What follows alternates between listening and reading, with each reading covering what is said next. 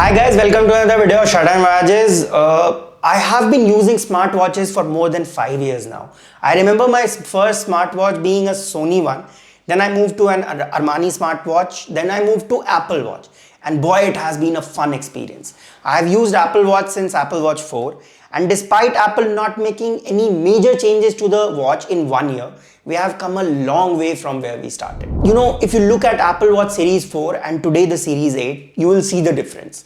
Also, if you might think that Apple is a hardware company, but actually Apple is a software company that makes some crazy good hardware. Apple Watch is one such example of good software on a watch. So overall, I have used a lot of Android watches. I have used lots of other watches from other manufacturers, Tizen OS watches, the current Samsung Watch 5 Pro also. But one thing that is lacking out of all is the software. 5 Pro has a very good display, very capable hardware, overall a very good watch, even better battery life than what I was expecting out of a watch. We have to see the Apple Watch Ultra. But the software is not there yet. I mean, for basic things like when a call comes, how your watch is going to respond first, then your phone, and every small things that Apple had.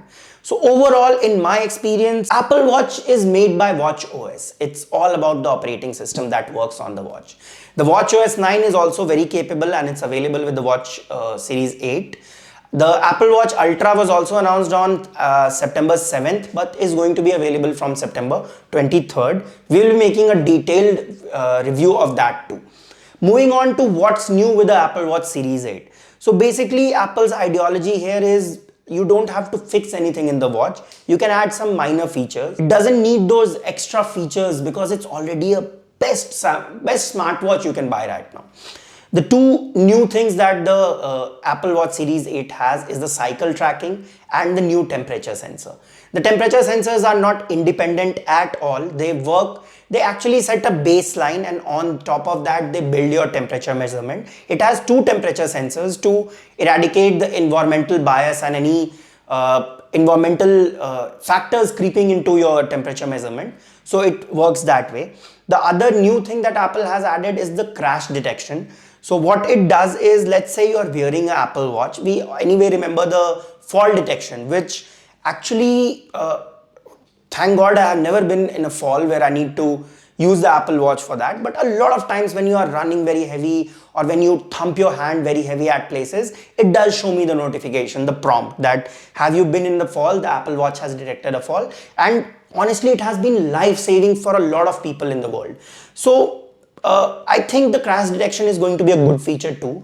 How it works is that Apple Watch has a lot of new sensors to measure the crash, and it doesn't only work on one data parameter. It takes data from a lot of sensors, combine that data and then processes whether you are in a crash or not. But I think that it's going to be a life-saving feature when someone is in danger or in a crash actually, and it detects the crash. It gives you a prompt. If you don't reply, it will instantly text the first responders to come to your location to help you out. Great feature overall. Next thing that I'd like to talk is the performance. So basically the design of the watch remains the same. The bezels remains the same. The watch does look a little bigger to the eye, but that's just, I think, my personal observation mistake. It is exactly the same in size. They have actually increased the watch face with the Watch OS 9. So that's why it's more rounded and that's kind of visible at the watch. The Series 8 comes with the S8 processor, the S8 system on chip, which I think is pretty much the same as compared to S7 in terms of performance. But I have never seen the Apple Watch Series 7 be slow or anything in any situation. So I don't think you will need the S8, but what S8 packs is a new bunch of sensors, as I told you, for cycle tracking and for other temperature related features, for better sleep tracking, for crash detection. Overall, Apple Watch is the most complete smartwatch you can buy in the market. Honestly, if you are using an Apple Watch Series 7 or even Series 6, I don't think you need to upgrade to Series 8 because it's almost identical. But this is despite not being a very significant update. I think people who are coming from Apple Watch 2, 3 or even 4, 5 will see a huge difference because the screen size has increased. So adding the small changes every year has resulted in a very big change overall. So Apple Watch is overall a very good watch, and if you are in the market looking for a smartwatch, a new smartwatch, and you are not on Series 7 or Series 6, you should definitely check out the Series 8.